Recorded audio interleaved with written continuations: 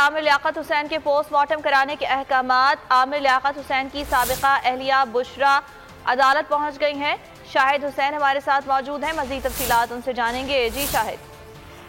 جی بالکل، یہ judicial magistrate کی جو جانب سے حکم نامہ جاری کیا گیا تھا جس میں عامر لیاقت کی جو قبر کشائی ہوگی اس کے بعد پوسٹ مارٹم ہوگا، اس فیصلے کو فیملی جو ہے وہ چیلنج کرنا چاہتی ہے۔ انہوں نے جو جوڈیشل مجسٹریٹ کا حکم نامہ تھا اس کی جو سرٹیفائیڈ کاپی تھی وہ حاصل کر لی ہے اور بتایا گیا ہے کہ آج ہی جو ہے اس کے خلاف اپیل دائر کی جائے گی کہ عامر لیاقت کا خاندان نہیں چاہتا کہ ان کی جو ہے قبر کشائی اور پوسٹ مارٹم ہو۔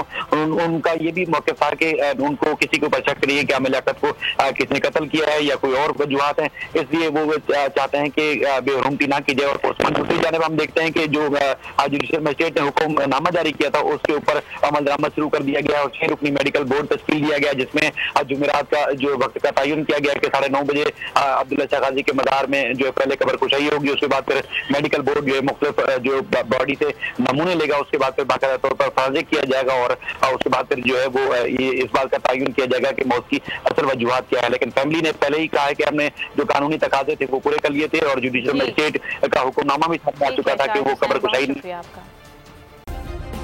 سبسکرائب کریں اور بیل دبائیں تاکہ کوئی خبر رہ نہ جائے۔